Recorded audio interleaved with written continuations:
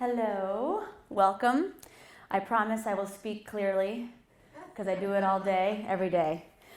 So I have a lot of slides and we'll go through some of them quickly. Some of them have a lot of information and I'll explain, but I'm happy to finish the entire thing, or I'll provide these slides if you guys would like to read over them. Obviously, a lot of information we'll go over today.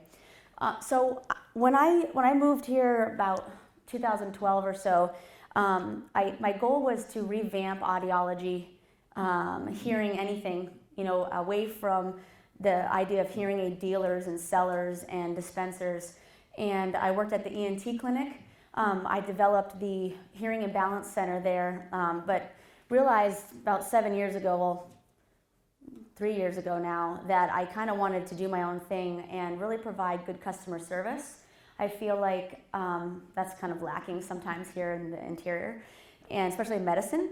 And when it comes to hearing healthcare, a lot of the time people don't really know what to do. That you can Google hearing aids or hearing loss online and you're going to get lost in a lot of ads.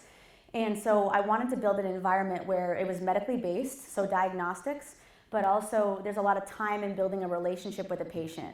So I'll talk a lot about why I think we need to really force hearing healthcare into healthcare, and I'm not really sure why it's not yet, but kind of what we do as far as looking at the ear, what the ear is made up, how do we hear, and then also how we test it, and then how you can treat that as well, because there's a lot of misunderstanding out there. All right, so this is a major question. I kind of just posed that, but I want you to think about, why is hearing healthcare not considered healthcare? Why do insurances rarely cover hearing aids? Cochlear implants are a different thing, but why is a primary care doctor not telling you to go get hearing testing in your 30s and your 40s, and more so as part of a Medicare preventative follow-up? I've done a lot of education with the local providers, and they now are more aware of that, but in general, nobody checks their hearing, and it's probably the most important thing that we do. So keep asking yourself that tonight. So when we look at hearing loss in America, it's actually considered number 3 of our issues. But when we look at really what hearing loss is, which is not just you have actual hearing loss on a graph, but you have processing deficits. So I see patients sometimes that have normal sensitivity on a graph. You might say there's nothing you can do, but they actually can't process sound. They have maybe they're on the autism spectrum disorder, they have ADD, they've had a lot of ear infections as a kid, and so their brain didn't develop with normal hearing, and so they have it today on a graph, but they still have trouble hearing and noise. And so when we look at all of those people, it's actually a number 2 issue in the United States. Oops. So it's kind of considered a silent, oh my gosh.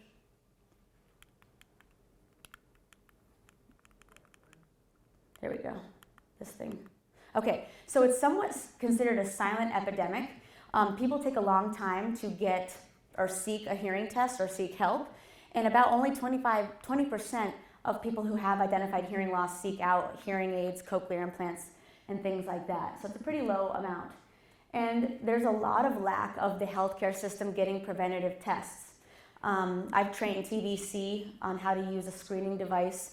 There are a lot of pediatric clinics doing tests on kids, of course. But there's a lot of people that are being missed and not just seeking out a baseline, for example. So that's kind of what my goal is here in town, in our community, is to educate a lot of people on that.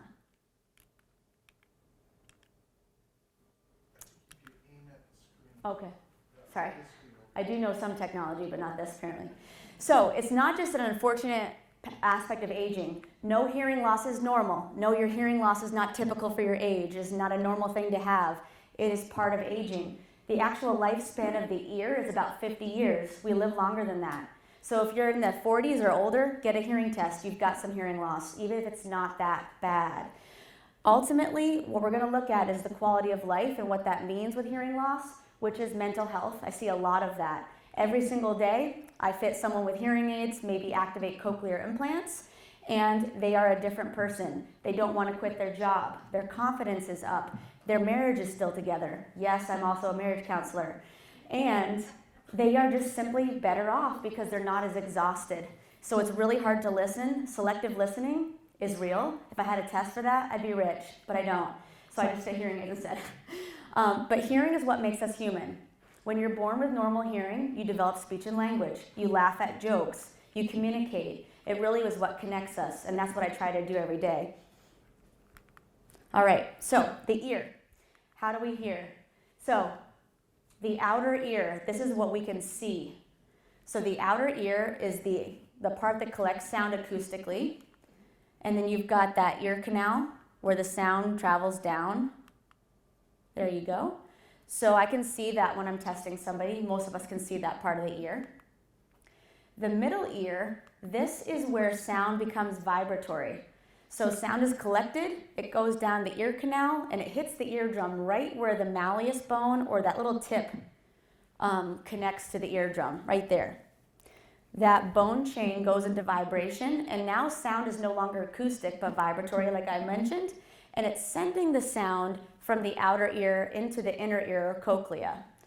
You'll see that little horseshoe shape, and that's actually fixated on a membrane, and that membrane vibrates in and out, and then the sound wave is produced by that into fluid. So the inner ear, the cochlea, is inside the skull, and that is a series of canals that has a very specific fluid in it with lots of hair cells that dance around kind of like blades of grass in water. And so as that foot plate of the little horseshoe goes in and out, it stimulates and goes from vibratory to hydraulic. Also in the inner ear are inner hair cells. I'll show you what those look like. And that is what stimulates your nerve. So the inner ear is where we got to get the sensation of pitch. And of course, we have two ears for a reason, and I'll talk about that briefly too. So here's that cochlea. It's basically a piano that's rolled up. So at the beginning of the oval window where that bone is attached, you have the highest pitches we can hear, and then at the very top, the lowest pitches. I want you to remember that the beginning part of that inner ear is where the high pitches are. And think about those little hair cells being like the rug or carpet in front of a door. They get a lot more stimulation being in that opening than the rest of the ear.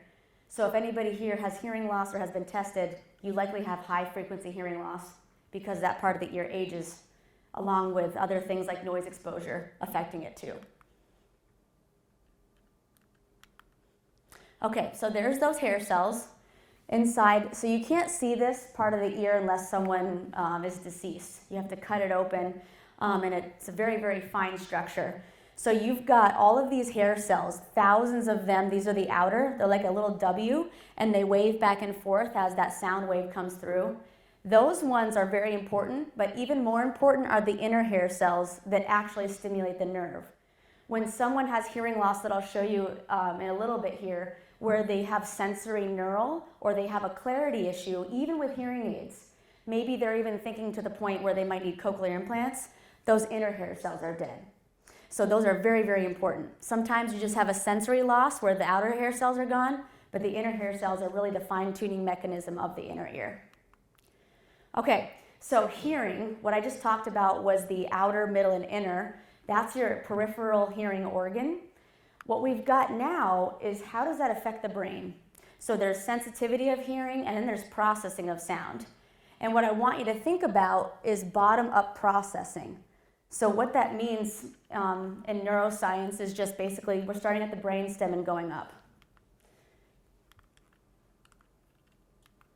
Okay, so we're going to focus on how the temporal lobe is affected. So this is the cortex we're talking about. If you think about, vision is the back of the brain, the occipital lobe. I want you to take a look at the various things that the temporal lobe is involved in. So we've got memory, we've got learning, feelings, and obviously hearing, understanding language. And I want you to remember the memory part because there's a lot of talk now about what we know about how hearing affects long-term memory, short-term memory, working memory. And we'll touch a little bit on dementia too, which is not a direct cause of hearing loss, but it certainly makes it worse. So, hearing is not just that you didn't hear somebody, like your lovely spouse telling you to do something from across the house. Yes, exactly. So it's much more than that. And I can tell you every single day, someone comes in and they're like, I should get a hearing test, but it's not that I don't hear, it's just that she doesn't speak clearly, or I go to a restaurant and I can't understand people because it's too loud there. No, it's not because it doesn't mean, we're in denial, basically. So it doesn't mean that you can't hear. There's a lot of things going on, especially with that high pitch area that I will focus on. So first thing that we do, and I'll talk about these separately, is spatial orientation and balance. So also in the inner ear is your balance organ that I'll talk about quickly. There's localization and timing cues, obviously language development, and then there's short to long-term storage. So one of the main things that we know now is that your declarative memory, you recalling a phone number, you talking to yourself auditorily in your head, all these things that we use to get things in the long-term memory, that is the most affected by hearing loss. Hearing loss, again, does not cause dementia, but it certainly aggravates it and can affect just basic everyday functioning with remembering certain simple tasks. So this is actually, I did my research in school on the vestibular system or the balance organ, and I would love to talk about this all day long, but I'm just going to touch on it, that we have two ears for a reason. You've got a horizontal canal there, vertical and off axis, in the same fluid as your hearing sensory cells. So just as people lose hearing cells as they get older, you also lose vestibular or balance cells. So there's disequilibrium of aging. There's just general lack of awareness from your ear as you age as well to keep your balance. But what we get from all of this stimulation to the brainstem is the awareness of where you are in space. So the number one reason why people cannot understand clearly in background noise is because of this. You cannot localize, you cannot filter out unwanted stuff with lack of high-pitched stimulation. So a lot of people with high-pitched hearing loss, again, it's not that you don't hear, but it's that you just cannot filter out unwanted things from the brainstem. So this is your balance organ, again, connected to the hearing organ, and it gives you, again, two ears. So when I turn my head this way and this way, my eyes bounce because my inner ear is telling the eye muscles to move. It's a very important place. The ear is actually the most protected organ in the body. I do not like this clicker, clearly. Lily, I think if you aim it right at the... Oh, this thing. Yeah. It's kind of intermittent. That's not working. There we go. If I squeeze it. Okay. Don't get ahead of me. Okay. So again, the vestibular system is your inner ear balance organ. Your eyes are part of that. Your body's muscles and tendons, and then your brain interprets all of that and puts it together. So when someone does have balance issues, we often test their hearing. We'll look at how their knees are, their hips. We work closely with physical therapists. And then eye issues. So when vision is an issue, we sometimes are looking at that as well. That all plays a role in us keeping upright. We actually have very important crystals in the inner ear that tell us about gravity, which is also kind of important. So, localization and timing. These are two terms that I had to dig out of my school days when I was doing psychoacoustics and not wanting to live much longer. So there's two ways that sound gets to your head. One is intensity and one is time. And so when one really big issue with cognitive overload and your brain doing a lot of work is because when you lose high pitches, which are most accurate at doing this, you cannot localize. You use your vision to say, oh, that's a bear, bummer, and you're milliseconds behind what your ears would actually give you with normal hearing. So these two things are really important in how sound hits your head. When you have normal bass hearing and high pitch hearing loss, you actually aren't as accurate. And that's because a low pitch wave goes over your head. It doesn't give you cues. So you could have normal hearing your whole life there in that area, but you'll still do poorly in background noise because your high pitches are really the most accurate. And then of course, those are the first ones that we lose. So it's our ear is kind of worthless as far as longevity. But I really want you to keep remembering this high frequency thing because high frequencies are what everybody's going to have problems with. Okay, so language development and working memory. So here's the whole process of how long-term memory happens. We have visual memory, we have olfactory memory too, which is our smell, And then we have the phonological loop. That is you speaking to yourself out loud in your head. That's that declarative memory. And when that's taken away, again, it affects getting to that long-term storage. So that's why I like to focus on talking a lot about the anatomy of the ear, because the ear is cool, but I'm really trying to help your brain every day, is what I'm doing as an audiologist. So we're trying to reduce cognitive load. This is gonna, I hope, change my profession tremendously in how digital hearing aids are being released. I already see it in some of the software, but also in how an audiologist is trained and how we test. So I'll talk a little bit about how I do a cognitive test in my clinic. It depends on the person's hearing test and kind of their medical background, but we can now do cognitive screening that shows reaction time and things like that that then improve with hearing aids. So really the whole idea is when you can't hear, you're doing a lot of compensating with your vision, with other things that don't need to be doing the work if your auditory system is just corrected or is normal. All right, long-term deprivation. We're talking about the brain still. So every day I see people wanting to quit their jobs. I see people with less confidence. Their relationships are crumbling. I see some people, unfortunately, who have, no family up here and nobody wants to call them anymore because grandma or mom can't hear on the phone. There's a lot of things that go on. People losing their jobs, which is somewhat illegal over hearing loss, but them not doing anything is a big deal. And then isolation and withdrawal. We already live in a place that's pretty dark and isolating, but I see it tremendously up here when someone also has hearing loss. Lack of concentration, all this stuff makes sense from what I've talked about. Other things, I've seen, people have back problems because they lean over to listen a lot. They're going to a chiropractor and they all of a sudden can relax and listen with their hearing aids or cochlear implant. Anxiety, suspiciousness, sadness, and depression. A lot of these are very similar to the early onset stages of dementia. So there's a lot of research being done on early onset dementia or the beginnings of dementia, and then the same kind of psychosocial effects of hearing loss. Again, imagine having dementia and having this on top of it. It really compounds these psychosocial consequences. So hearing loss, one thing I was talking about was the temporal lobes, again on the side of the head.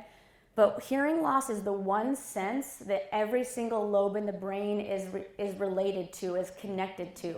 There's a lot of stuff going on, especially the frontal lobe, when you are born with normal hearing and develop speech and language, and then acquire hearing loss over time. This is very different if someone is born with hearing loss. Their brain develops very differently. Oh, I like that picture. So this is...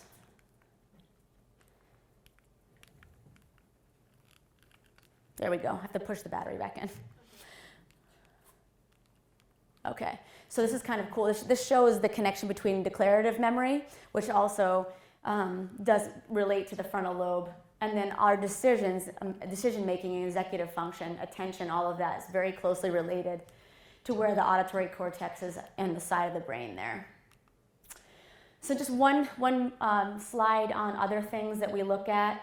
There is an extreme connection to very severe hearing loss and diabetes. If you have diabetes, the blood supply to the ear is very delicate. It affects it tremendously. You can have more chance of falling with hearing loss, again, back to that balance organ. There's, of course, the psychosocial things. Hospitalization is really fascinating. So I have some friends that are at Northwestern University, and they are doing research, a long-term research project on the mortality of hearing loss.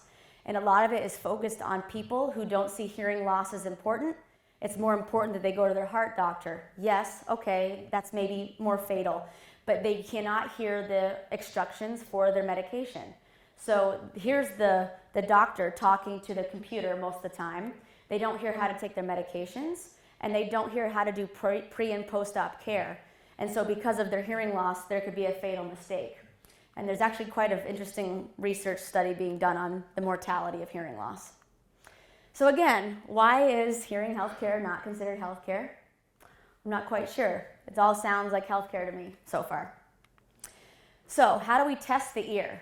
So first I'd like to talk about the different people you might come across. And this is not you ordering your hearing aid online and talking to Best Buy about what's good for your ear, okay? this is the actual professional you will hopefully see in person. So first we've got the surgeon. So just like an optometrist works with an ophthalmologist, I work with an ear, nose, and throat or otolaryngologist. So this is the person you'll see for sinus problems, acid reflux occasionally, sleeping problems. And if I determine that the hearing test is a little bit funky or there's some concern for the middle eardrum area, these guys might do surgery or order an MRI or do some additional testing to see if you're okay. I have worked with ENTs, and it's a tough relationship because audiology is autonomous and we are a profession where we don't need these guys, but they try to kind of, control us, okay? So these guys are awesome. I actually refer a lot to Anchorage. There's a really wonderful group down there that I work with, and we have a couple guys here in town as well. So the audiologist, this is me. Yeah. And so it used to be a master's degree. Those are my favorite scrubs, by the way. So fun. It used to be a master's degree in the 80s. And then as things got more medically based, the cochlear implant really kicked off. We now get a doctoral degree. So it's anywhere from 3 to 4 years, depending on the accelerated program. Kind of like a pharmacist goes to school or an optometrist. And then we do a year residency, sometimes longer, just depending. We are trained first, so I started out in allied health, so we do a lot of anatomy and physiology, pharmacology, and then we start to hone in on the ear and the balance organ. But we are licensed to do both adults and children. The hearing aid dealer or hearing aid dispenser, or there's a number of different names. They sometimes use names that are tricky as well to make them look like an audiologist. They are trained very differently between states. So when I was in Vermont, we approved a more difficult exam and actually a period of them to almost do a residency, which was really nice. They had required education. In the state of Alaska, all you get is a business license, okay? So we're different. And so now that doesn't mean that you can't come across a crappy audiologist. Any profession can have somebody that's just not doing it for the right reasons. And audiology, because Medicare hates us and we don't have a lot of codes that we can bill for our time, a lot of audiologists will go towards just being a hearing aid salesperson as well. So you've just got to be really careful about who you see. If it's, an audiologist in a franchise like Miracle Ear or Belltone or something like that, you might want to be cautious even of the audiologist. I really recommend that people look for, is there a light on this? No. Board certification. So I would never go to an audiologist that's not board certified. It's not required. You can have a competency, a clinical competency, but board certification requires a lot of education. And so, and there's a lot of ethical education associated. There's also guidelines for pricing. So pricing will be different for hearing aids because places cost a different amount to run a clinic. That's where you'll see that professional time piece. But board certification really kind of it keeps them accountable for being a better audiologist, better trained. We'll see all ages. The hearing aid dealer can only see adults, that's required, and then they can only provide a free test. They cannot do diagnostics. They can only see if they can fit you with a hearing aid or not. So if a dispenser is giving you tests and telling you the type of hearing loss you have and you're using that for surgery and stuff, that's really not appropriate. Okay, so instead of looking for price, which I'll give you guys all that information, just really think about shopping for the person you're going to go to. Just like your psychologist or your primary care doctor. If you don't like them, you don't feel comfortable, don't go to them. Why are they putting ads in the paper all the time about a study only for 30 people? It's not real. Do they offer a range of treatment options? So do you have the option to look and talk about over-the-counter through prescriptive hearing aids, through cochlear implants? There's a lot of options out there. Why go to some place that only is doing hearing aids? And if you need to be evaluated by a physician because something's not right, are you given that option? If someone just says, sign this waiver, you can still get a hearing aid, maybe I'd question that. And then ultimately, when I bought the equipment for my clinic, I took over when another clinic closed. I just simply was like, why did you go there and do this if you were not comfortable and knew you were getting taken advantage of? So if you're not comfortable talking to this person, spending the rest of your life working on your ability to be a human and communicate, then don't go there. Do not. Okay, so when we're testing, so those are the professionals. I'm going to talk about the diagnostic test, which is what only an audiologist can do. There's no one else that can perform this unless there's a physician out there that's doing it, but I doubt it. So again, be careful of something not being charged. Be careful of something not being sent to your insurance when it comes to testing. You're not going to get any type, any degree, or configuration of hearing loss with that type of test. So how can you use a test that doesn't give you a diagnosis to determine treatment? Does that make sense?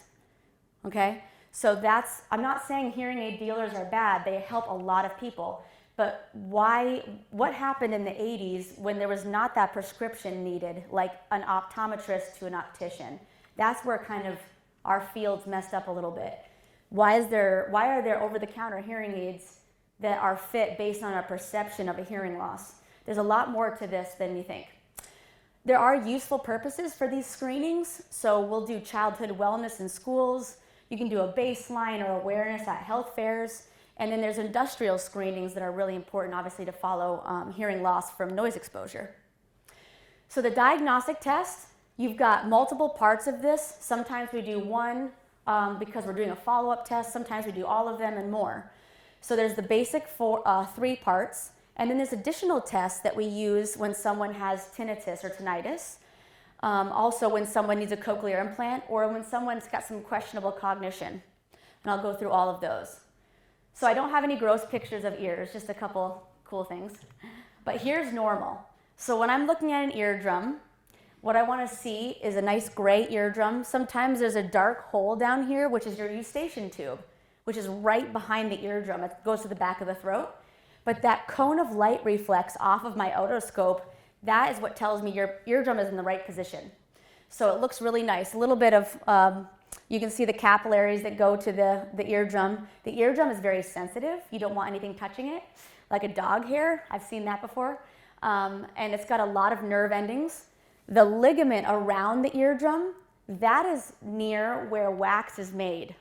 Okay? We're going to talk about wax too, which is an awesome thing, and I do remove it, and it's a lot of fun. So if you want to do anything, get my card and let's do it. It's a lot of fun. So here are some different eardrums that I'll show you. So wax is not gross, you guys. Every day I'm thankful that I don't deal with anything below the waist, okay? So when I see wax, a little bit of hair in there. There's a little bit of cotton in that wax because somebody's been using a Q-tip. And I will tell you how I feel about those in a little bit. That's middle ear fluid, got some bubbles. That's an eardrum hole. You can actually see the bony portion of the inner ear through that hole, which is really cool to see, but not for the person. And then this is, as you can see, you don't see a cone of light really. So see how that's kind of a small, but there's no light reflection, and the eardrum just looks really weird. And that's how we know that something's not right. So that's middle ear fluid. The eardrum's bulging out there. So you can see it's pretty obvious when something's not right. But still, an eardrum can have wrinkly skin as we get old. It can look kind of weird. It can look like it has scar tissue from ear infections as a kid. There's a lot of things that we can see and we're not quite sure if something's wrong. And that's why we do middle ear function. So I look at the ear and then I work in to behind the eardrum because I can't see those structures and I can't tell if the eustachian tube is open. So that's how we pop our ears when we fly and things like that. What I do is tympanometry. So I do a little vibratory test against atmospheric pressure. It doesn't hurt at all. And I just make sure that eardrum is moving normally. If it's not, maybe there's fluid, maybe there's something else I couldn't quite see. So we can test and tell if you have a cold. If someone cancels their hearing test because they have an allergy or something, that's fine. Maybe they don't feel good, but we can still tell if there's something going on in this part of the ear. And then the acoustic reflex is really fascinating. There is another way to test the ear with loud sounds and look for a reflex because there's a muscle that pulls back on your bones of the middle ear when there's loud sounds. That fails when you have hearing loss because it just doesn't do its job anymore. So when you have present reflexes, probably have some good hearing. When you don't, you probably have hearing loss. And that's actually the test that we used to do across the skull using 2 headphones to see if someone might have an acoustic tumor. It's old school, we use MRIs now, but it's a pretty cool test, and we can do a lot just with the outer and middle ear. So if you have trouble popping your ears while flying, or if you have congestion after a cold, that's that area that we're testing to see if it's clear. This is a cool picture too. There's that tensor tympani muscle I was telling you about with the reflex. It holds back to try to protect your ear from like a gunshot or something, but it fails over time and often means you have hearing loss because it can't register to pull back when you have some kind of loss of hearing. So that's what the middle ear looks like. We also can sometimes see problems with the carotid artery and the jugular vein when someone has pulsatile tinnitus, when it goes with their heartbeat and things like that. So there's a lot of stuff going on right there by the ear. So the audiogram, so who here has had a hearing test, like a diagnostic test? Okay. And so the audiogram is composed of a bunch of different things. Speech testing, sometimes done second or first, that is looking at more of a neurological response to sound. So a threshold is a score that tells me, okay, their hearing is like around here at the best thresholds. The discrimination score, that's a percentage of how many words you missed or how many words you got correct out of phonetically balanced words. So there's set lists. It's either recorded or my voice is monitored. And if you miss the consonant sounds but hear the vowels, that's a fail. And so you get those words wrong. And when I see somebody that has around 70% or 60% or worse, I'm actually thinking of going right into a cochlear implant evaluation, because that is telling me that even if I'm loud and clear, yes, there's no visual cues and there's no context, but they might not actually do okay with hearing aids. So we know more and more now about the death of the inner ear structure and when hearing aids just aren't enough because we can't acoustically stimulate them anymore. So that's a really important part of the test. Pure tones, this should be done with both air and bone conduction. Sometimes we don't need to do the bone conduction, but we hear both through air and bone vibration. And this is another way to make sure we're not missing something wrong with that middle eardrum area. Because if your air conduction lines up with bone conduction that just measures the inner ear and the skull, then you've got a sensory loss, and I'll show you what that looks like. But if there's a gap, you might have something wrong with the middle ear structure. Or I had a kid the other day who has had so many ear infections that their eardrum is so thick that they have a conductive component where their bone conduction is better than their air conduction. And I'll show you what that looks like too. So there's a lot going on when we test hearing and why we do it. And no, you can't fake it, and no, you can't try to beat it, because we're going to find out that you have a problem or not. Okay, so here's the audiogram. So you won't always see these pictures on there, but what you've got is volume in decibels, not SPL or sound pressure level, but hearing level. And then you've got frequencies or pitches at the top. And we focus on this area or this range because that's where our speech sounds on average are. So you'll see that the energy of vowels and lower sound, bass sounds, men's voices, are over towards this side where the low frequencies are. And then if you go higher in frequency, you see those consonant sounds that are almost like breathy, or where females' voices are in children. So there's a whole range of sound that we're testing. And across this graph, I get my type, my shape, and my degree. So the type of hearing loss, if something is wrong in the outer ear, if somebody's plugged with wax, I can still test them. Their air conduction through the ear canal is going to be worse than their bone conduction because there's something in the way. So we can still test if there's wax in the way too. But conductive is meaning there's a hole in the eardrum. There's usually something temporary that medicine can fix or surgery. The sensory loss is in that inner ear. No, we can't grow hair cells back and probably never will. It's a very delicate structure. I just hope the hearing aids get better and better. You could have a combination. So I had a guy come in, he's got plugged with wax. I tested his hearing and it showed permanent hearing loss, but that earplug with wax had a little bit extra conductive. So at that moment he had mixed hearing loss, and then we removed the wax and it went right back to just a sensory hearing loss.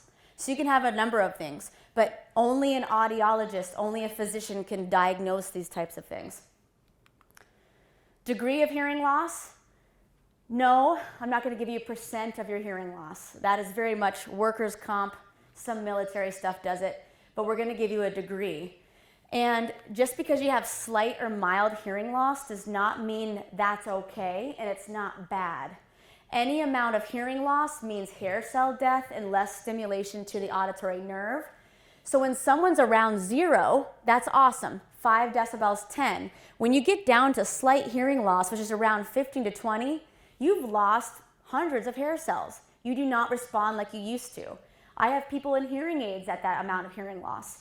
I am trying to urge people to look into healthier over-the-counter versions when they have that kind of hearing loss. So it's never too early to treat, especially when you think about the effects on the brain. And then you have, of course, all the way down to profound hearing loss there. The shape of the hearing loss, as I'm testing, the most common shape, again, remember I mentioned the high frequencies, so sloping is the most common shape because those high frequencies get the most affected by noise exposure. They're the most affected by wear and tear and aging. And for some reason, the blood supply brings medication like chemotherapy, antibiotics, and all of that to that part of the ear first. So it gets a lot of just use from life. Flat is more common in women. It's more hereditary. Rising, is congenital hearing loss, or when someone typically has some middle ear fluid. So when someone has ear infections and things like that, that's usually the hearing loss they have, and it will usually be temporary until we remove the fluid, hopefully. But a lot of congenital hearing loss goes that way as well, so from birth. All right, so these are some example graphs from my clinic. Here's what normal hearing looks like. I use the word normal lightly because, again, this is normal sensitivity. It doesn't mean that this person doesn't have an auditory processing disorder where they wear ear devices in school so they can hear their teacher. So there's a lot more going on than just this graph. So normal hearing, you see the red, which is right, and blue, which is left at the top of the graph, looks really good. Also on this graph is tympanometry, and I know it's hard to see, but they say A. A is good. A is good in school, and it's good for your eardrum. And then at the bottom, we've got word recognition and speech threshold. So they came in at 5 decibels, that threshold I told you about, and it lines up with their hearing test. So that confirms validity for us. And then I made speech a calculated level louder, and they got 100% of the words correct. So that's kind of what you're looking at if you see an audiogram from my system, or a lot of audiologists use this. Here's acoustic reflex if I had done it, and there's a nice little key there that tells you what ears we were doing and things like that. Okay, here's a sensory loss. I don't know if you can still see very good understanding of speech, 100%, so it's not sensory neural necessarily. You got that slope shape that I've been telling you about, and you can't quite see it, but there's brackets that line up with the circles and X's, and that's because the bone conduction lined up with the air conduction, meaning that there's no eardrum problem. It's straight up inner ear. Also good tympanometry there. Conductive hearing loss. So this person has a mixed hearing loss. You can see some of the brackets are down here because he had noise exposure. But this person had an eardrum surgery that didn't quite correct things, and so his brackets are up at the top where within normal limits. But he's got hearing loss down below if he used the regular headphones. Again, good speech discrimination. But you can see here, see his eardrum says B and C? Those are bad. Bad in C. Trying to think of a word. So when you see other letters for the eardrum movement, it just means he has a problem where he was sent to an ENT doctor, there's nothing they can do. And so even though this would potentially be a surgical hearing loss that we could correct, he actually had to get hearing aids because there's nothing we can do. The ear bones in the middle ear are gone. He could get surgery, but sometimes the risk of that is wiping out the entire ear because they've got to put a prosthesis against that little delicate window to the inner ear, and he could just lose everything. So sometimes they choose not to do something surgical, and then we go to hearing aids. Mixed hearing loss. So this person, the right ear, which is red, you can see the brackets are up next to the blue ear, the blue left ear. That's because that red ear, or the right side, was a complete eardrum is gone, basically. So they can still hear, but not as good through the headphones as they do through the bone conduction. They have a little bit of a reduction in understanding on that right side because of that damage. And you can see it says AS on the right ear, so it's also a bad tympanometry test. So that's all that stuff comes together to determine, again, okay, let's send them to ENT and get surgery maybe, or maybe there's nothing they can do and they'd rather not and get a hearing aid instead. There's also bone-anchored implants, just like cochlear implants, that help with this type of hearing loss, which we talk about with patients as well. Sensory neural. So this is actually a 16-year-old who had a sudden hearing loss. That's also possible. Sometimes vaccines, sometimes viral infections, sometimes no reason at all. Sometimes too much medication, heart medication. So her hearing just died. The ear completely just died inside of it from a viral infection. We try to then bring it back sometimes with steroids, but she's got no understanding. So that ear, at the limits of our hearing test equipment, could not get anything out of her brain. So even no matter how loud we made it, there's no clarity there. The nerve has been shot. And so she's getting a cochlear implant in that ear. Her eardrums are just fine because there's nothing wrong with it. It's just that inner ear is completely dead, we would call it. And she's getting an implant next month, which is going to be really exciting. Okay, so here's another picture of those hair cells. Very good, very bad. So this is what her ear would look like on that side. Hardly any hair cells, and these guys are kind of laying down really tired. Those inner hair cells are what ultimately activate the nerve and give you that clarity. All right, so don't ever respond to an ad that says, do you have wax in your ear? Just come on in, you know? Because then you're buying a $14,000 pair of hearing aids for some reason. So wax is good. I mentioned before that it's made around the eardrum and your skin migrates outward. So your skin is always, you see dry skin always coming off. Your skin is moving out and cleaning the ear, dragging that wax along and removing bugs and dirt and things like that. If you don't make wax, it's likely that your ears are itchy, not because of wax. If you have dry ears, olive oil works magic. A little bit of olive oil, a couple drops twice a week. If you make too much wax, don't use Q-tips, please. I hate them. And they cause damage. Your ear canal skin is extremely delicate and you want to leave it alone. Let somebody like me remove it. Or those kits that have a bulb with a little bit of water. Don't use too warm water or too cold water because you'll make yourself have vertigo. That's how we test for vertigo. So think like lukewarm body temperature water. Yes, and never go someplace that doesn't look in your ear before they test you because they should make sure there's nothing in the way. Okay, tinnitus. Does anybody here have tinnitus or tinnitus in their ears? Okay, so it's crazy what we know now about this. I see a lot of veterans. I work with the Clinical Care Network, so I see a lot of them for their hearing aids for disability exams. And they're now working on the physiological benefit being increased to including a psychological benefit. Because tinnitus is like the phantom limb theory. You have a part of your body that your brain gets information from. It's really important. It tells you about localization, speech, and language. And when you lose those high pitches, remember that's your most accurate way to localize and keep yourself safe. So when you have ringing in your ears, buzzing, hissing, it's your brain warning you that something is not right. You are not safe. So the amount of people that just live with tinnitus forever, people working at the mine, people doing noisy things, their brain is telling them that something's not right. And so what we do now is we have different ways to treat this. Hearing aids now all are required, if they're prescriptive, to include at least 12 channels of fidelity. And that is fine-tuned to stimulate your nerve to do a lot more treatment of that tinnitus. There's also devices that are okay, more of masking, which we don't want to do. We want to treat the issue. So this is a symptom. It's being caused by something. 93% of the time, it is because of hearing loss. And your brain is not liking that it's not getting that information. Your brainstem creates it. There's two nuclei that make this hyperexcitation. And then once you hear it, it's likely because your limbic system has become involved. So think PTSD, think pain. Pain is researched just like tinnitus. So someone hurts their back and they're like, oh, okay, I'm fine. Somebody else hurts their back and it destroys their life. Same with tinnitus. So once it gets linked to the emotional center in your brain, it's there. So you could have a stressful tax season, boom, your tinnitus starts. Your mother-in-law comes over, boom, your tinnitus starts, you know? So, or you could have an earplug of wax. You had hearing loss, but the wax made it worse for a second, and there's your tinnitus. So once it gets set up in this annoying cycle of emotions, it's not going to go anywhere. So there's some people, we have a psychological kind of cohort that we work with.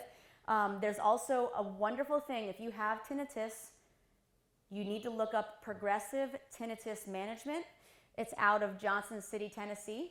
And that is one of the most amazing guys that's done research on veterans and treating tinnitus. And one of the number one things is, are you sleeping well? Which hardly anybody is. And that's what makes the tinnitus worse the most. So if you have it, we can treat it. There's a lot of things we can do for that now, which is really exciting. So when you get your hearing tested, one more thing, is your tinnitus is not going to affect the test. It's not making you hear worse. It's just distracting and it's loud in your head. It's not actually going to affect you hearing poor. Your hearing loss is making you not hear.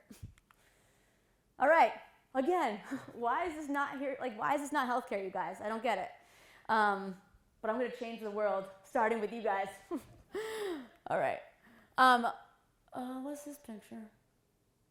Oh, tinnitus. I put it in the wrong order. So here's the damaged hair cell. The auditory nerve is like, what's going on? I don't like this. And then the brainstem gets messed up, and then you perceive it when your temporal lobes get linked to your limbic system where emotions are. So there we go. Oh, but wait, there's more. I do not miss this guy, by the way. I did buy a lot of OxyClean because of him, though. All right, so you've done the regular tests. You have these things going on. You've talked. There's a tinnitus handicap inventory that's really fascinating to fill out, which pulls out the psychological effect of tinnitus. So sometimes we do that as part of the diagnostic testing. But further testing that I'm now doing a lot myself is speech and noise. I just got the software to have people start to come in when I redo their hearing tests. I'm going to put them in the booth with their hearing aids on, and we can do testing that's in sentences. So it's a little bit different. It's more like real life, and you've got it in quiet. You've got your hearing aids in, because we can't do hearing tests with your hearing aids in and play tones and show you that you're hearing better. That is a thing of the past, because hearing aids are so smart that they will see that as noise, and we can't turn those features off. So it looks like you don't even have any improvement. So what we're trying to do is put people in a booth. You've got speakers, and there's sentences. The sentences are crazy. Oops, I think it might be dying. I'll just yell. Yeah. This one, it won't project your voice, but the thing will pick it up. Oh. You have to place it on. You just put it on the table. Okay. So I have to yell? You don't talk into it. Okay. So hit the button to turn it on. So, Yeah. like that? Yeah. But I have to talk loud Oh. for them? Is that on for us? Oh, wait. Oh, it's working now. All right, you guys, listen. I get upset when I have to change my cell phone, okay? Okay, so what's cool about this test is you couldn't always do it unless you were a cochlear implant center. I'm the only one that does cochlear implants in the interior, and so they've now approved different just everyday clinical versions of, it's called an AZ bio test.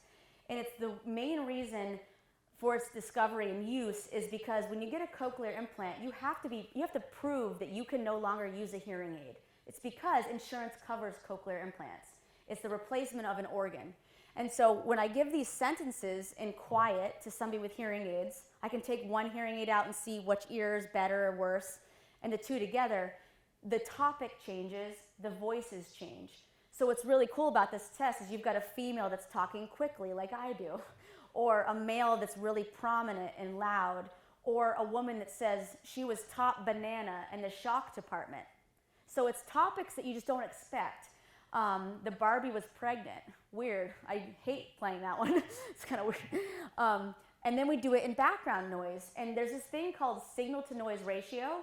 And the signal's the speech, the noise is the noise. And we do it at +5, meaning that the noise is only 5 decibels softer than the signal, and then 10.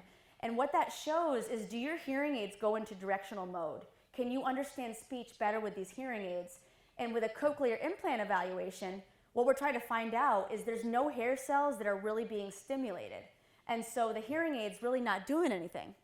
And I just recently did a cochlear implant presentation at Raven Landing, and there was tons of people from Costco, from Miracle Ear, that didn't know why they weren't doing good with their hearing aids. I'm not saying that those guys aren't as good as me, But they never did diagnostic testing. They never tested them for speech. They just tested the pure tones and said, I can sell this person a hearing aid. So it was really fascinating to have these people come in with their hearing aids, and they're doing okay, but they did like 50% or worse on this sentence test. So there's nothing in their ear that's being stimulated. So that really provoked me to go out, and I went to the Costco person. Miracle Ear wouldn't have me, bummer. And just tell them, if you guys see somebody not doing well with their hearing aids, they're still struggling, and you know that they're fit appropriately, they need to get a cochlear implant evaluation. And this is how we start with that. Sometimes I just check people's function with hearing aids and this and be like, hey, look, you're doing 80% understanding from 60 without your hearing aids. So it's really one way that we can verify a hearing aid fit where we can't do other stuff that we used to do in the past. So it's really, I've really enjoyed having this in my clinic. Cognitive screening. So I just got this new equipment and have had it updated to be more efficient. It's about 5 minutes. And what we look at are ways that cognitive decline can be found before someone is actually given the diagnosis of dementia, or is it just the hearing loss? So somebody before hearing aids, we can do this test, and then after they've had them for 6 months, see if their processing speed has sped up a bit. It's really, really cool. So this is the equipment, and you have a little turny thing in front of you, and it checks your memory. So if you remember certain shapes, it checks your visual spatial, so where things move in your vision as you listen to tasks. And then executive function. So remember, the brain, hearing is connected to all parts of the brain, and one of the things is memory, short to long-term storage, which involves the frontal lobe. And so we also do a few little tasks that show, what your timing cues are. And so it's really cool. I've done 2 people so far, and one person hasn't met 6 months yet, but they already have so much energy that they improved, it was crazy, to the 80th percentile. So they had like no ability to follow something before and wanted to give up on the test, and now they feel more confident. Whether that's actually psychological for them because they have more energy, or whether they just did better because they had a better day, who knows. But it's really fascinating to be checking on this as well as the hearing. So treating. So there's a lot to talk about when it comes to hearing aids. The biggest thing I do when somebody gets a test at my clinic is I just want them to know what all that other stuff means. If they go somewhere else, I don't care. If they're not ready, I don't care, because there's very much a lot of denial associated with this. And I don't know if it comes from the stigma or the fear that's out there about pricing and blah, blah, blah. I don't know. But the biggest thing is that you guys remember what your hearing test was about. I left a previous place I was working because I was rushed and I didn't connect with people. I wanted them to know what their hearing test meant. So if anything, make sure wherever you go that you are explained what the results are. And then, do the results indicate that something's temporary? Do I need to remove wax? Is there a sudden hearing loss that we need to give steroids to? If you know anybody with a sudden hearing loss, if you have one yourself, your ear fear's plugged, don't just think it's wax. Just get tested. We've got about 72 hours to treat this before it's permanent. So if someone has a sudden hearing loss, just urge them to get a test so we can treat them if it's going to be sensory from like a viral infection or something. Are there medical options?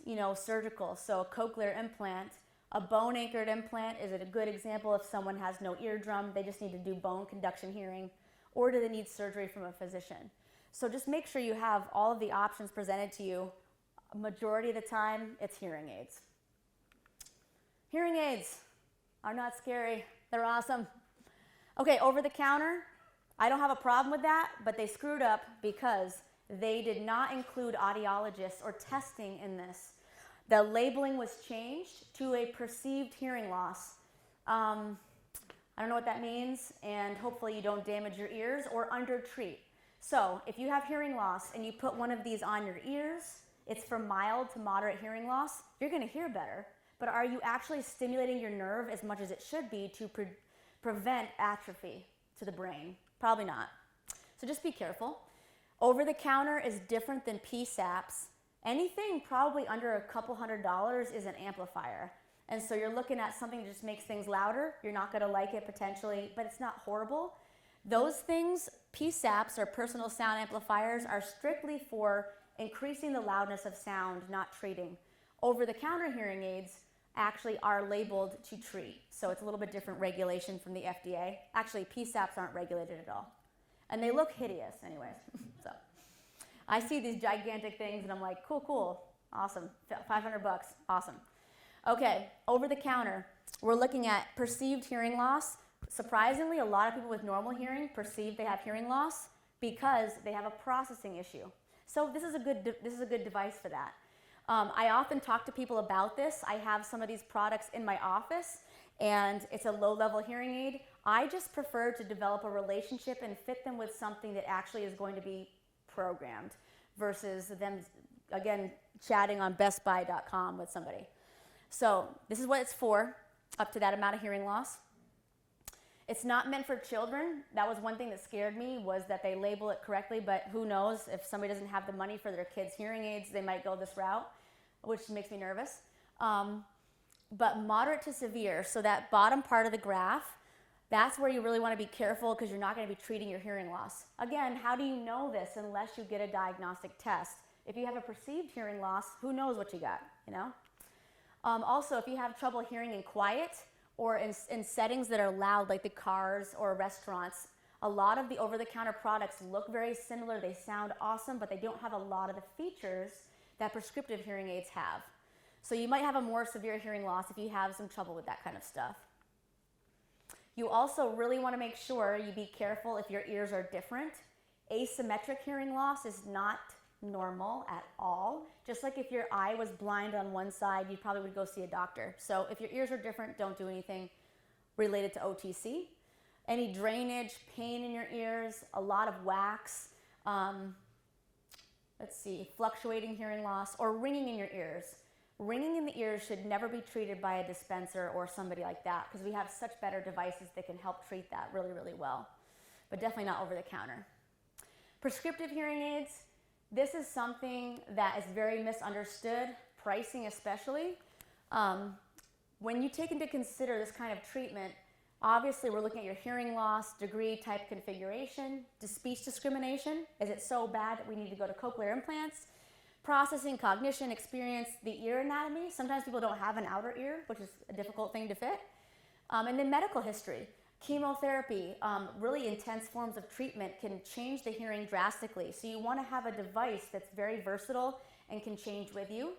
Obviously, lifestyle and listening needs. If you go somewhere, again, just these are Lily's tips and tricks, and they force you into the best hearing aids they have, that you need the most expensive, chances are they're not a good person, because all of them are awesome. Every price point, every hearing aid now is just really incredible. And so that's why we ask somebody, you know, are you around crowds? Do you go to meetings? It's really important that you get your needs met and they take into consideration who you are as a person. Your budget, patient comfort, so dexterity. Rechargeable hearing aids are awesome. Super happy about that.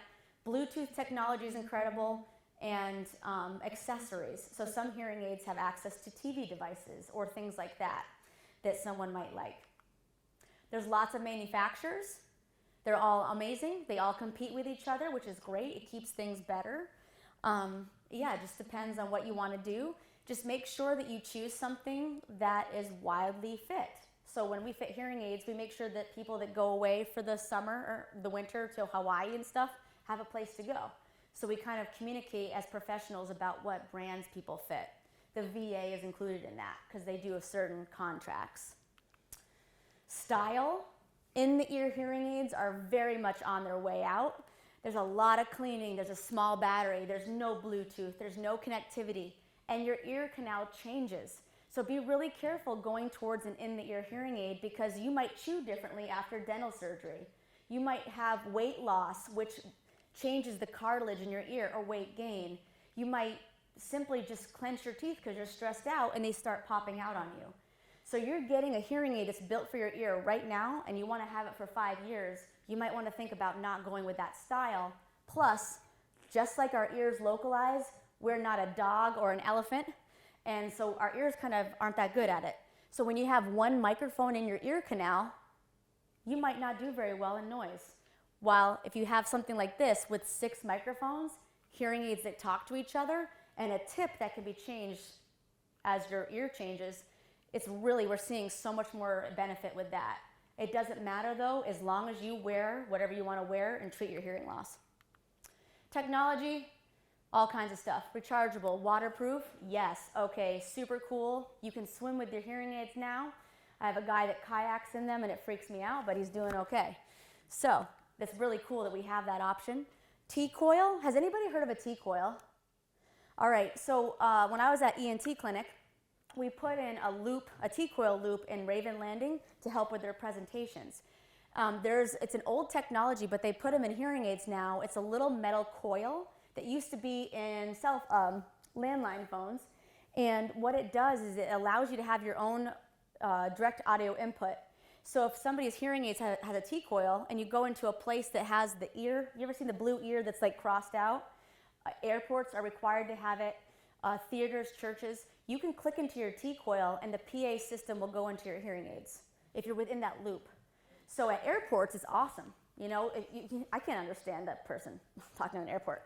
And then we have some places that are starting to get them. The Lutheran Church, I think, just asked for our input on that. So in Europe, it's everybody, but we're America, so a little bit different. But you can find that symbol, and that just means you can click over and get everything right into your hearing aids, which is really cool.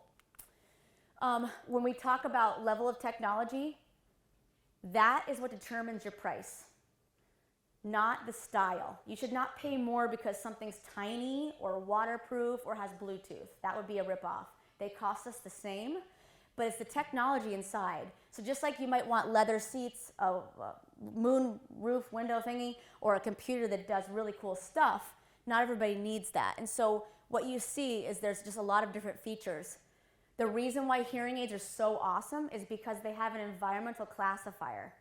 And that is what the microphones, again, more microphones the better, they're zooming and picking up your environment and telling itself, oh, I'm in quiet. Oh, there's music. Oh, there's echo and reverberation. Oh, I'm in a car. That's how smart these are now. So you'll see hearing aids have comfort and noise, speech in the car, echo, music. It's looking at all those things constantly and making the best choice for your environment. But not everybody's in those environments. And so sometimes we have a hearing aid that's more simple, speech and noise and calm. So it's all about thinking about your lifestyle, your budget, and saying, okay, I'm gonna start here. Never, ever, ever forget that you get a trial period. In the state of Alaska, that is 30 days. We do 60 because I have to get the hearing aids back to the manufacturer within 70. So you should have a time period where you try the hearing aids, you've invested in the process, you've had your fitting, you're doing all this stuff, and maybe it's not right for you. Maybe it doesn't fit well, maybe the sound isn't good, but you see your provider and you get these things tweaked, you get them fixed, or you say, you know what, I need better technology, you exchange, or you get a different brand. So you should have time for trial and error, not somebody that fits you and says, I'm gonna see you in a month. No, you're out of your trial period, you're screwed. So just don't do it. It's, just be very aware of your follow-up. Everything has directionality, noise reduction, connectivity, feedback control. Don't get tricked by somebody saying, we have digital hearing aids, like all of them are, okay? If somebody's fitting an analog hearing aid, I would like to know, because that's from eBay or something. And yes, you need two. I still have people ask me, can I get just one? And I'm like, well, no, you can't.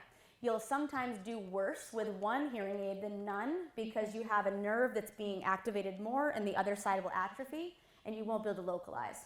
So in the past, if people got one hearing aid, it was very much just a misunderstanding of what the brain does. And it's kind of sad that even in the early 2000s, they were still doing that. So why two hearing aids? Think localization, mono versus stereo. We don't want that mono sound. Better recognition of soft sounds. And then listening balance. You know, you won't be looking for your good ear, and neither will your brain. And then just higher success and satisfaction. I mean, I have people with asymmetric hearing loss. One ear is bad, the other ear doesn't really need a hearing aid. But sometimes they'll just get two anyways because that stereo sound system is so much better, and they're treating that hearing loss early on the other side versus waiting. So it's just a better way to go. Some people do have only one-sided hearing loss though. So all in all, when it comes to treatment, hearing testing, I just like to hand this out to people. I always put this in my presentations, which is, you know, ask questions when you make an appointment. That's why I've trained my staff to really answer a lot of this and learn from what I say to patients, because they might ask these questions like, do you do diagnostic tests? If someone asks for your insurance, that's why. Medicare covers this stuff. Health insurance covers this. Now, if you have a deductible, you know, you might pay a little bit, but this is covered by insurance if it's performed by an audiologist. Are you getting a diagnosis from your test? Do you fit a wide range of products? Be very careful of proprietary hearing aid companies or computer chips. So when Sam's Club closed, there were a lot of people who no longer could go anywhere because their hearing aids had a locked chip. No one can access that. That's really difficult here in Alaska. If Medicare goes out of business, no one can help you with your hearing aids. They have a locked chip because they're a franchise and they buy in bulk, and that's what they do. Same with Costco. Northland Hearing had a proprietary chip as well. So when I took on those clients, I had to get access, permission to get those hearing aids. It's crazy. So be really careful about that when you ask, can I go somewhere else? So if a patient doesn't like me, they can go anywhere they want. My hearing aids are fit all over the world, you know, but usually they like me, so. Okay, what does the hearing aid price include? If you see cheap, is it unbundled where you pay per appointment? Or are they buying in bulk and that's what they have as a price? Walk-in service and follow-up. If someone's not doing well with hearing aids, guarantee you it's because they are not following up. It's like you're getting new legs and you're gonna go to rehabilitation to strengthen your muscle and your nerves. It is not like vision. You need to follow up, you need to get them professionally cleaned, and take advantage of that professional who can do all of that for you so you can just wear them. Get a copy of your test results if you want to. Some places don't allow it because they're afraid you're gonna go somewhere else. That's illegal. Do you bill insurance? Very important. There's amazing benefits up here. People have awesome hearing aid benefits, especially the Alaska Care supplement and other things like that, Federal Blue Cross. Are you aware of the Medicare requirements? This is really silly, but audiologists cannot get direct access to your Medicare without a referral. So your primary care, any doctor can refer you for a hearing test, and once we have that, you're good to go. But they just need to have that medical necessity, and then we can bill your Medicare for testing. Pricing and insurance, we're bundled.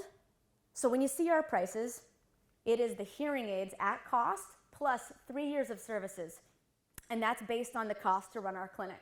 So you get unlimited appointments, your fittings covered, but you're paying for 3 years. Keep that in mind. A lot of people do that as audiologists. A lot of audiologists do that. And so when you see a price for something, it's not that you're paying that for the hearing aids. You're getting a lot of care associated with that.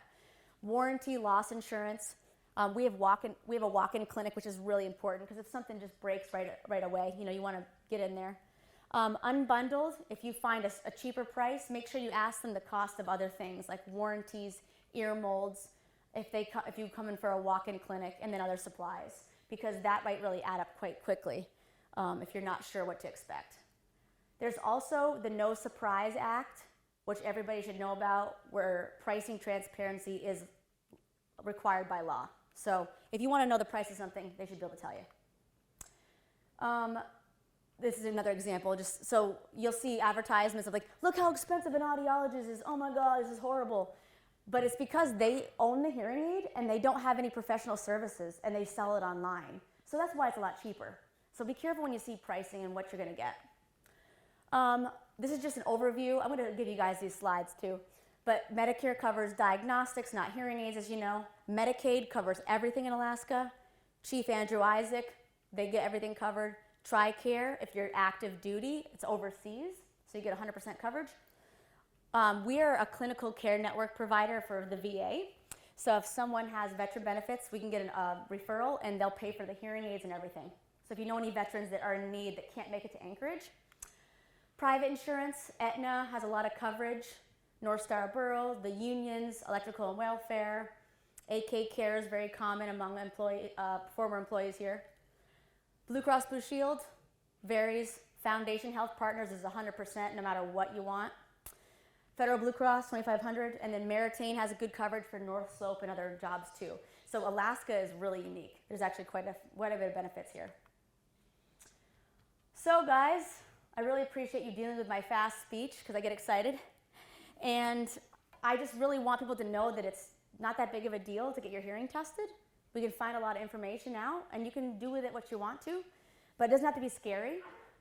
We have a good time at work. I want to go to work every day, and we laugh, and my patients are like my family. So when I see them out, I don't mind saying hi. If I run away, it's not a good sign. But be open-minded, trial and error, advocate for yourself, bring someone with you if you're not sure, and 4 ears are better than 2. And this should be a relationship. So, you know, I probably should talk to my patients more about their hearing aids, but we end up talking about moose hunting and their kids and stuff. And that's what I want to bring to this community. And I think you guys deserve that. So, you know, when you're reaching out and finding out where to go, just make sure you get that feeling that you really trust what they're going to do for you. Because, I don't know, there's some sketchy people out there. So yeah, I think that's it. Yeah, cool. That's me with makeup. Like, not like today.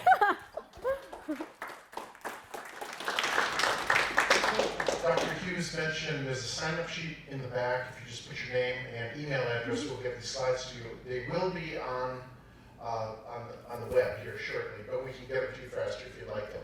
With that said, let me hand the mic back to Dr. Hughes, see what questions there are, and I think if you just repeat the question, you just can handle it. We're at 8:15 already, but pick up some quick ones.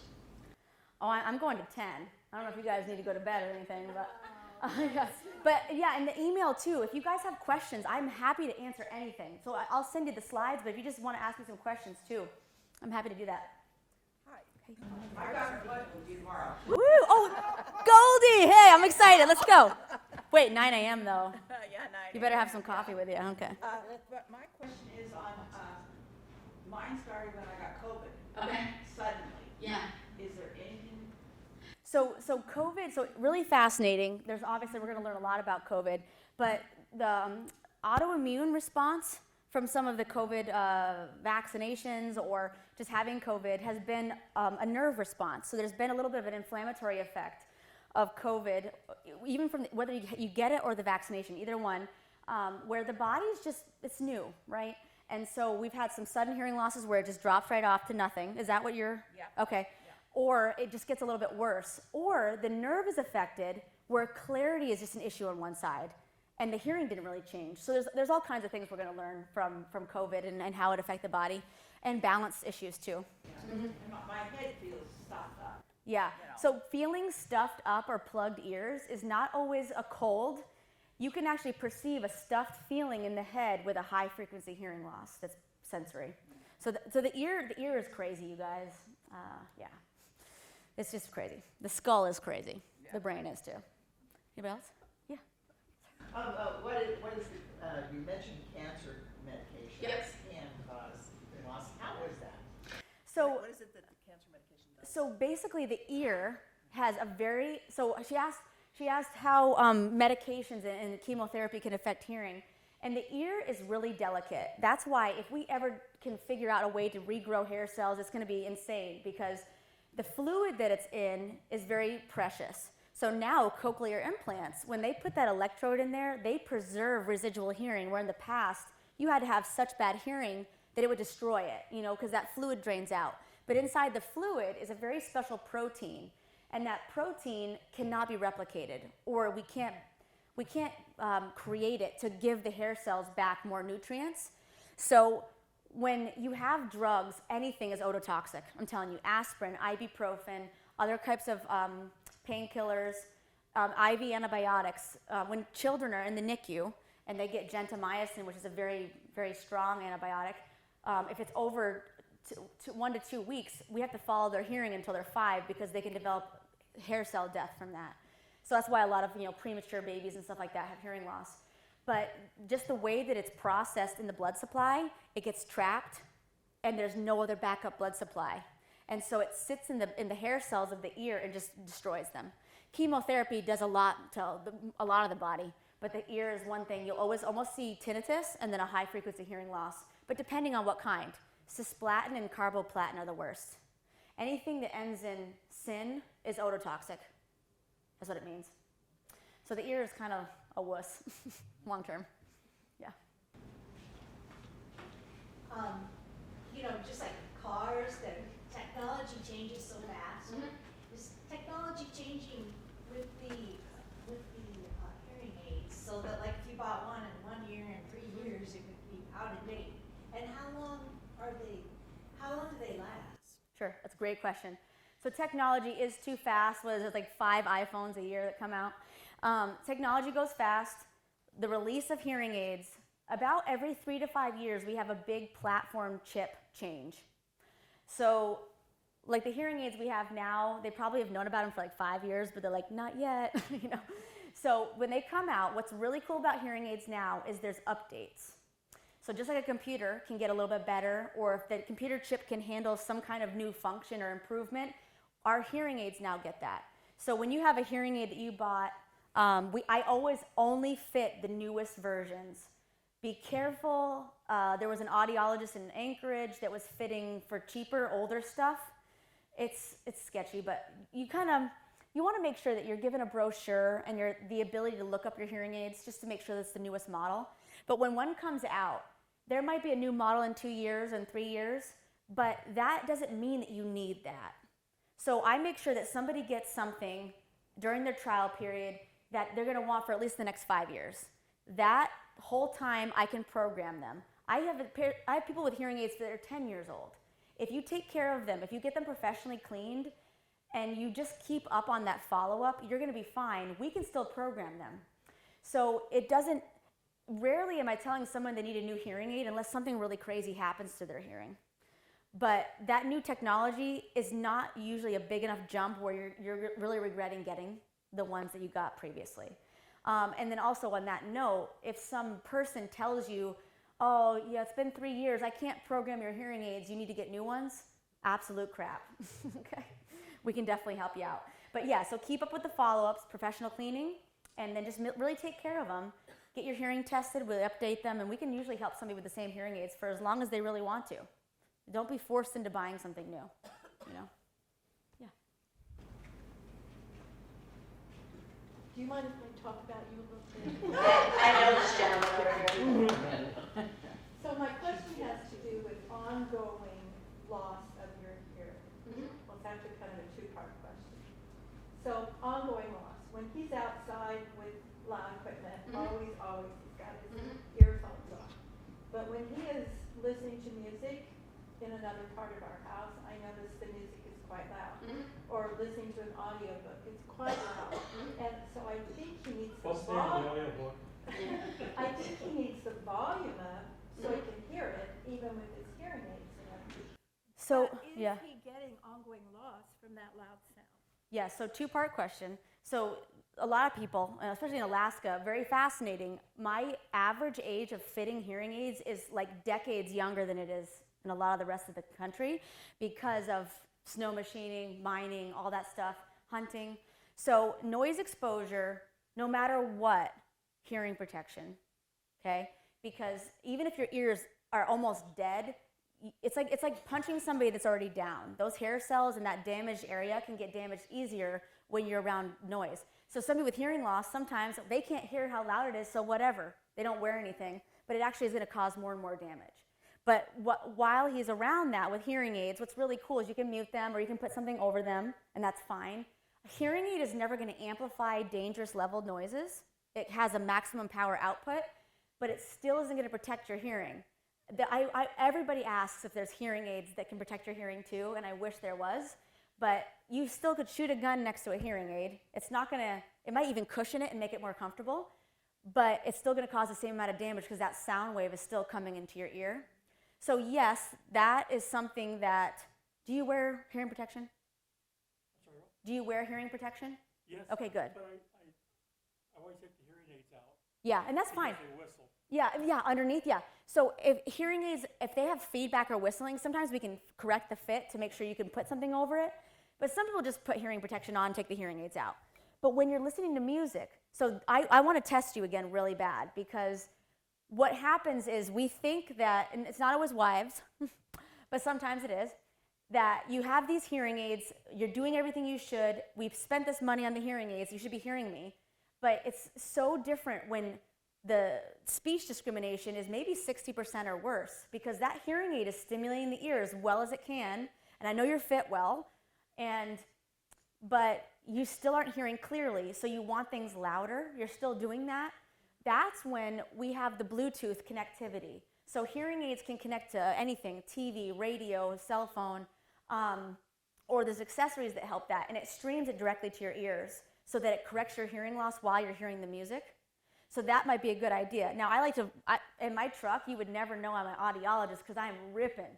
Like, I am Whitney Houston 1 second, and then I'm Aerosmith the next, and it's loud because I just like it. So some people just like music loud, too. But, again, that's another noise exposure thing. But when someone can't hear it clearly and is trying to, that direct audio input in some way can help. One of the best devices that's come out is I can listen to the TV through the hearing aids. Oh, yeah. And the sound is just so much better. Yeah, that's probably the most common accessory I do, which is hearing aids now have TV devices, and that every brand has a different one. And what's really cool is okay, side story. I love it when somebody brings their spouse in to get a hearing test because they can't hear them, and then they get a hearing aid, and then they go to watch TV, and it turns out she has hearing loss too because he can hear the TV softer now. But what's really great about these devices is that it direct audio inputs the TV into his hearing aids while she has her own volume through the regular speakers. So it's really nice where it doesn't take away from the TV, and you can have multiple kinds of volume if you need to. Right on the phone to adjust it. Yeah, and there's an app with these are so cool, I know. The app, the remote is so cool. It's really neat. It's been great with that. So I keep marriages together also. the other part of my question, so I'm assuming as you age, your hearing ability may be decreasing as you go. But certainly if you've got loud music or machinery, or that can damage your ears. It's not real. So I'll send you guys a bill. So you go to the ophthalmologist, optometrist, and get glasses, and they check your eyes and they go, oh, you need new lenses. So with ongoing hearing loss, preventable or not, does the same hearing aid continue to work? Because my question is, I don't think this is working as well as they were the first year. And we are going to come see you. Yeah, I'm excited because I saw them at my old clinic. So she's asking, like, just like you go, so there's a couple of ways I'll answer this. Just like you go to an optometrist to check your vision and get your new glasses, you should also, what I found taking over for Northland Hearing after she passed away, just kind of taking the clients, is that there was a hearing test. They don't make money off a hearing test. So a dispenser often is more focused on the hearing aid sales. So she would test somebody and then just turn their hearing aids up over years. So all of a sudden, I have people with really loud hearing aids based on a hearing test from 10 years ago. So just make it a point. Every year, Medicare covers a hearing test, and typically it's one per year for anybody, unless you have a diagnosis that's kind of a serial thing. But get a hearing test every year, if not every other year. I follow someone, usually in 2 years I'll test unless they find they're having trouble. And you want to make sure you get the speech testing done. Sometimes I just check the thresholds. But that consistent testing is so important, just like checking your vision.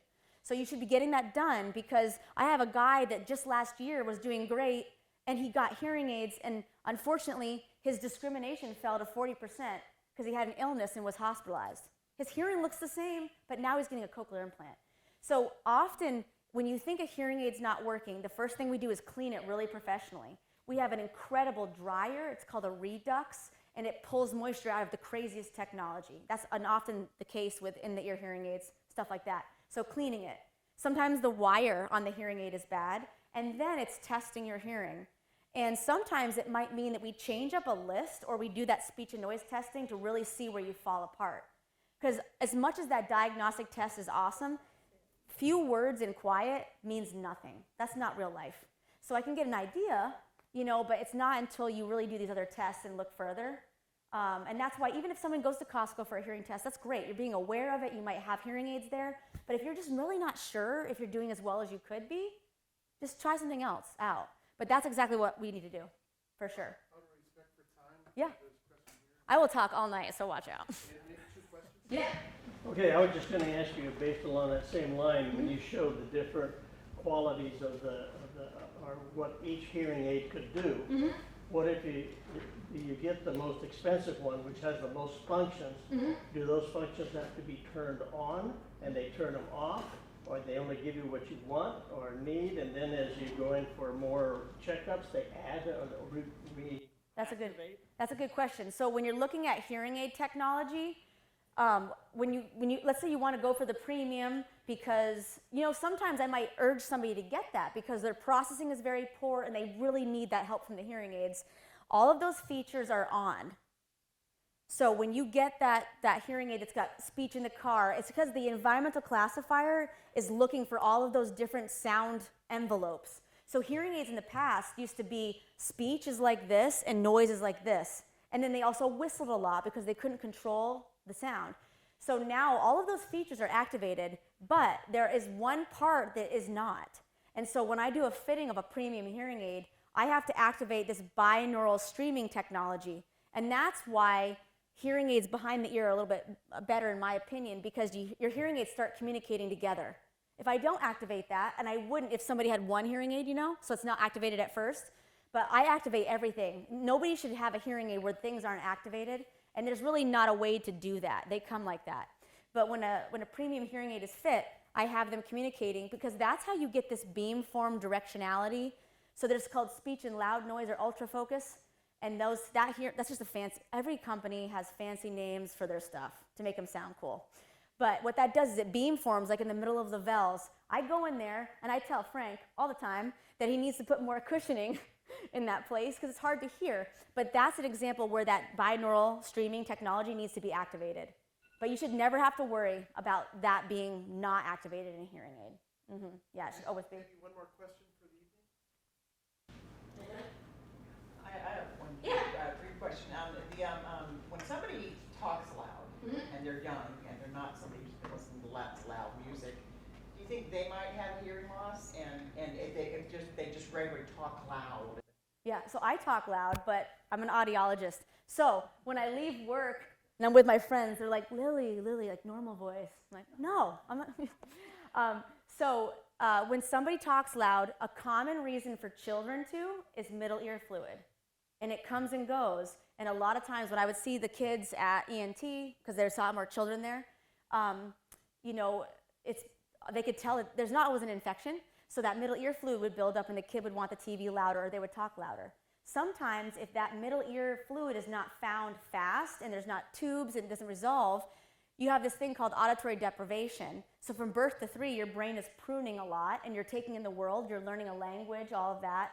If you don't have that normal hearing sensitivity, like you're underwater, you will sometimes develop a loud voice for the rest of your life because that's how they want to hear themselves. They want to feel that vocal cord vibration. So yeah, some people are just loud, other people, they have hearing loss. It's always funny when somebody gets hearing aids and they're like, do I sound like that?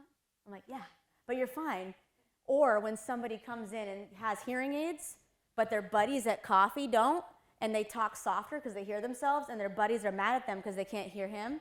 And I'm like, bring your buddies in. They need hearing aids too.